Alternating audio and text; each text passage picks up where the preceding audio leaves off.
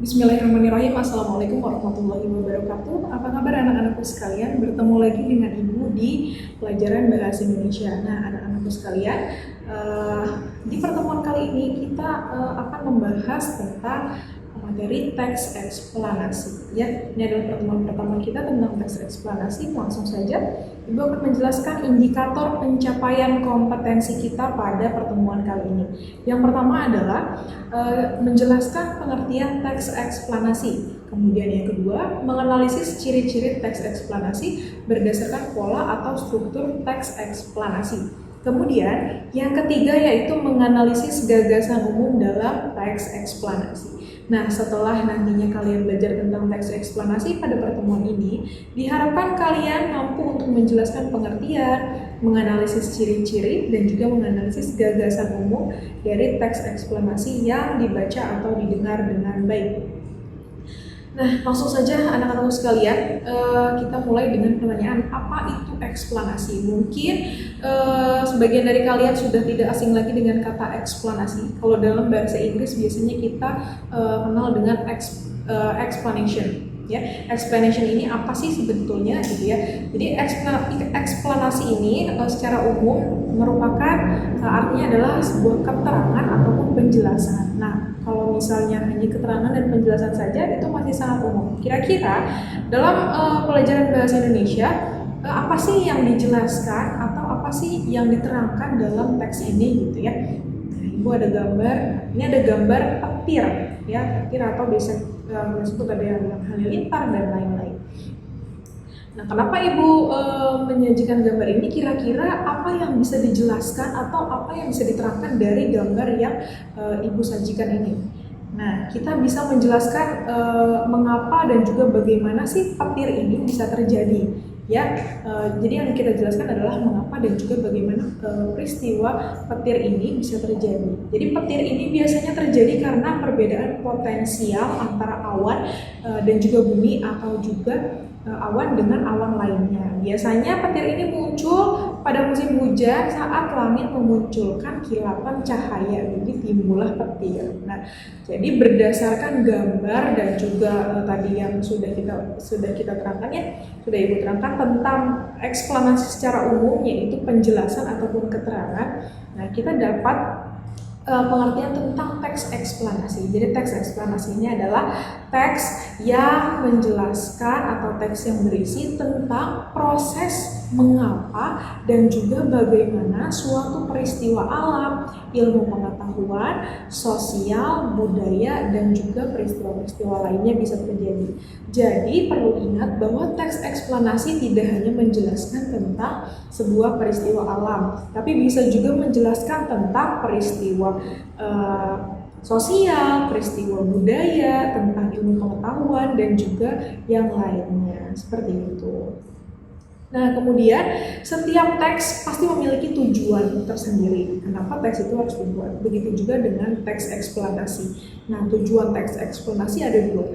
Yang pertama adalah teks eksplanasi dibuat untuk menjelaskan fenomena yang terjadi. Jadi misalnya tadi petir ya, menjelaskan tentang fenomena yang terjadi.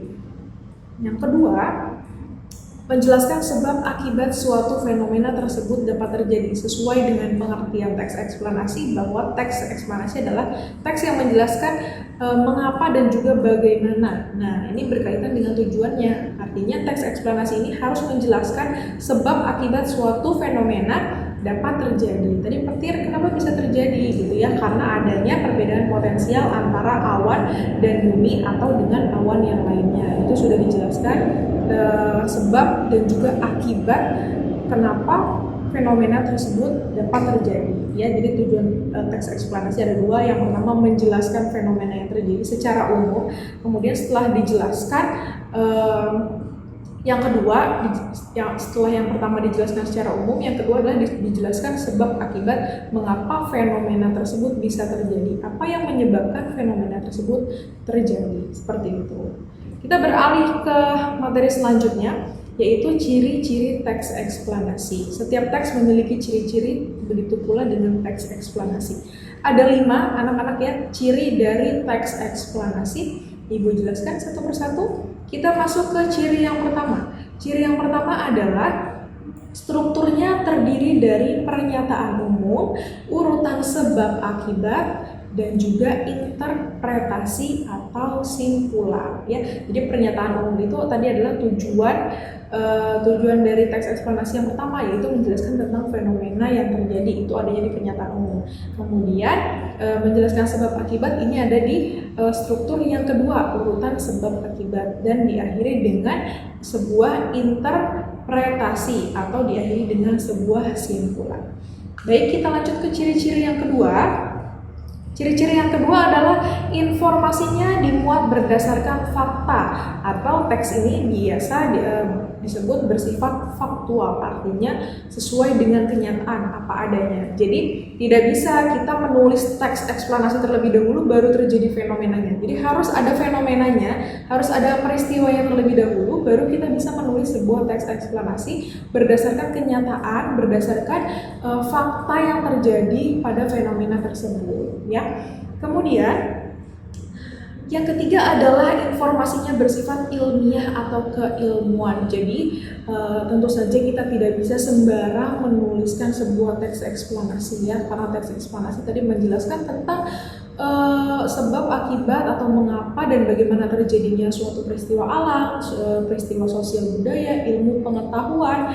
Nah, tentu saja ini informasinya harus bersifat ilmiah atau keilmuan. Jadi harus betul-betul dari sumber yang terpercaya agar bisa memberikan informasi kepada para pembaca teks eksplanasi nantinya.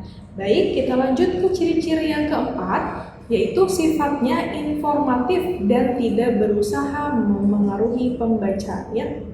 Masih berkaitan dengan ciri-ciri yang ketiga, yaitu informasi bersifat ilmiah atau keilmuan. Nah, kenapa harus bersifat ilmiah dan keilmuan? Karena teks eksplanasi ini harus sifatnya memberikan informasi atau sifatnya informatif, memberikan informasi kepada pembaca tentang peristiwa-peristiwa yang dijelaskan di dalamnya dan tidak berusaha untuk memengaruhi pembaca. Ini adalah ciri-ciri teks eksplanasi yang terakhir, yaitu menggunakan kata penanda urutan. Misalnya ada kata pertama, kedua, berikutnya, selanjutnya, dan lain-lain. Nah, biasanya kata penanda urutan ini ada di dalam struktur urutan sebab akibat. Kita lihat lagi ciri-ciri teks eksplanasi yang pertama, ya. Di situ strukturnya ada pernyataan umum, urutan sebab akibat, dan juga interpretasi atau simpulan. Nah, di dalam struktur urutan sebab akibat ini terdapat kata penanda urutan yang misalnya di dalamnya ada kata pertama, kedua, berikutnya, dan selanjutnya. Oke, nah, alhamdulillahirrahmanirrahim. Tadi ini penjelasan awal tentang teks eksplanasi. Kita sudah tadi tahu apa itu teks eksplanasi, kemudian kenapa sih teks eksplanasi harus dibuat, apa tujuan dan fungsinya, kemudian apa ciri-ciri dari teks eksplanasi, apa yang membedakan teks eksplanasi dengan teks yang lainnya, seperti itu, ya. Baik, Ibu akhiri pertemuan kita pada kali ini. Mudah-mudahan materi yang Ibu sampaikan dapat kalian pahami dengan baik. Kurang lebihnya Ibu mohon maaf. Wabillahi taufiq wal hidayah. Wassalamualaikum warahmatullahi wabarakatuh.